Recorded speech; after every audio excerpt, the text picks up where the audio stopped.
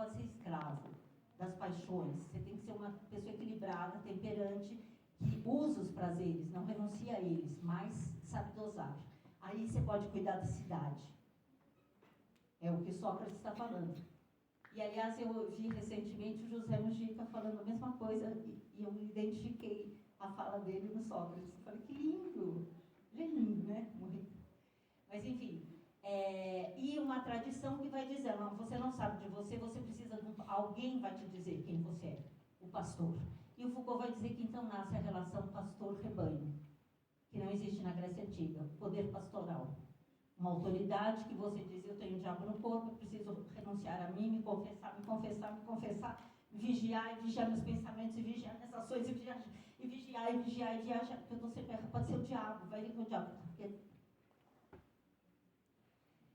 renúncia de si. Então, Foucault vai trazer muito essa questão, analisando o trabalho do Tertuliano e Agostinho, né, especialmente os padres, não só eles, né, mas os primeiros padres, especialmente Tertuliano e Agostinho, para mostrar essa questão do cristianismo e da cisão do indivíduo. Bom, eu estou trazendo essas questões porque eu penso que o tempo passou e não passou. Existe um trabalho de um francês que é Le passé qui ne passe pas, né? O passado que não passa. E eu acho que nós temos vivido nos últimos anos essa questão do passado que não passa, e é um tal de olhar para trás, né? A gente não para de olhar para trás, né? De ficar fazendo balanço e onde o que foi, as fotos, os documentos, né? Eu acho que assim, para mim começou em 2018. Tem uma coisa muito impressionante de a gente olhando para trás, fazendo balanço e pensando, não só em termos de país, em termos de cidade, em termos de vida pessoal, em termos de família, está muito impressionante isso, né? E aí, outro trabalho que o Foucault traz, que é fundamental, que é de 79, é o Nascimento da Biopolítica, em que ele está analisando o neoliberalismo. E ele está dizendo que o neoliberalismo não é apenas uma questão de privatização econômica e tal, é uma racionalidade. É uma racionalidade pautada pela lógica custo-benefício, que sai da economia e cai no mundo. E cai nas relações familiares, afetivas, e você vai pensar tudo por critérios econômicos. E eu levei um susto, assim, o Foucault cita, eu vou atrás, né? Então eu fui atrás do Gary Becker, que é um ideólogo do neoliberalismo, prêmio Nobel em 92, americano da Escola de Chicago, economista, prêmio Nobel em 92 e que morreu em 2014. E esse Gary Becker tem um livro chamado Human Capital, né? Teoria do Capital Humano. E incrível, gente. Eu sou muito ligada ao feminismo, né? Ele vai dizer assim que, escute, é o seguinte, se você vai casar, você presta bem atenção. Casa com um homem mais rico, mais bonito, mais alto, mais poderoso, porque aí você já produz um capital humano, o nenê, já melhor, né? Entendeu? Porque assim, o mundo é competição, e a competição é boa. A gente tem que competir, porque quando, né? Aí eu lembrei do Machado de Assis, que tem um conto maravilhoso, que é A Igreja do Diabo. Mas deixa para depois, e recomendo para vocês, anotem, imperdível, hein? A Igreja do Diabo. E o Gary Becker vai dizer que é bom ser competitivo, porque eu acho que quem é competitivo cresce, né? De preferência que o egoísta também olhe para o competitivo e ele acumule e todo mundo cresce. Né? Assim você tem desenvolvimento econômico. Isso nas relações afetivas, familiares, onde antigamente essa racionalidade econômica não entraria. Então, o Foucault está chamando a atenção para esse pensamento da... Bom, ele está falando em 78, 79, não é? Ele está olhando para essa dimensão de uma racionalidade que cai, que se espraia por todas as relações, e para a autoconstituição de si do indivíduo. Né? Tanto que vocês devem conhecer o trabalho de Laval e Dardot, que estiveram no Brasil várias vezes, A Nova Razão do Mundo, pautados por esse livro, né, do Foucault, falando do neo-sujeito. Foucault está falando do empresário de si mesmo, né? Acho que isso aí já está bastante difundido, não é? Essa ideia de que você tem que pensar que você não é que você tem uma empresa, você é uma empresa. Então você tem que pensar no seu capital humano e investir para você dar lucro, porque a renda... Bom, então, se essa racionalidade se espraia, o Foucault já tinha apontado também para a questão do poder pastoral, sair da igreja, dessa relação pastor-ovelha, e cair no mundo. E de repente é uma relação que está na família, com o pai, com o amigo, enfim, homem e mulher, né? Homem e mulher sobretudo porque a gente tem uma tradição que diz que as mulheres são incapazes de escrita, por exemplo, não é?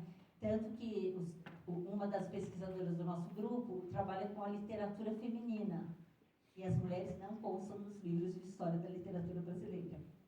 Carol Morgel descobriu 8.000 compositoras da música popular brasileira do século XIX para cá. Se eu perguntar para vocês, vocês conhecem 5.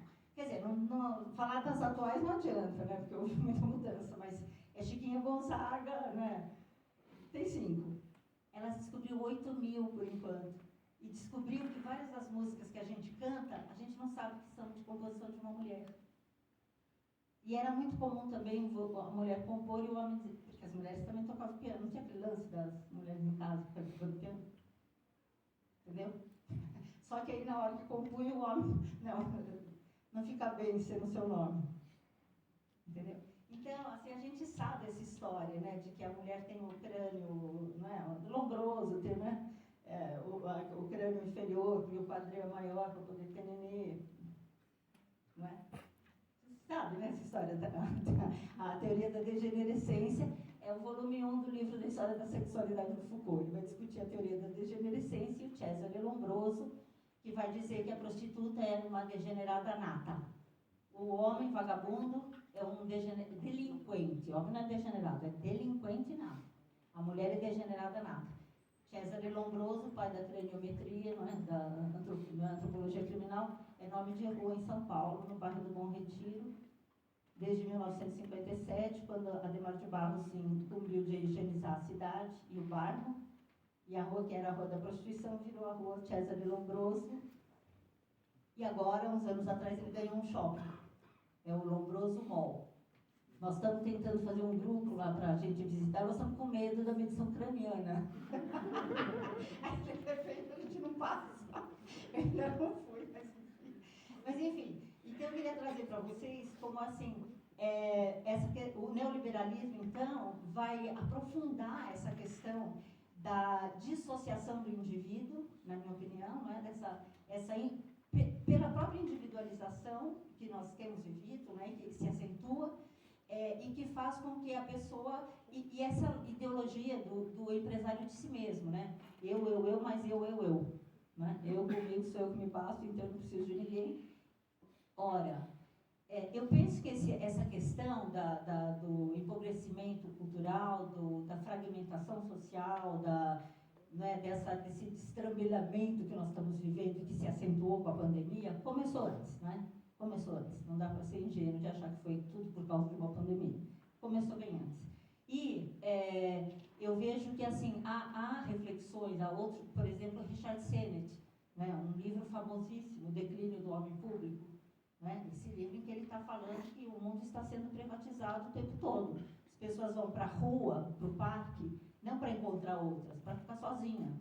Né? Então, por isso que elas vão com óculos escuros, com um aparelho de som, né? Vai para o cinema para poder chorar sozinho ou rir, mas sem... Né? Então, o Richard Sennett está discutindo isso, o fim do homem público.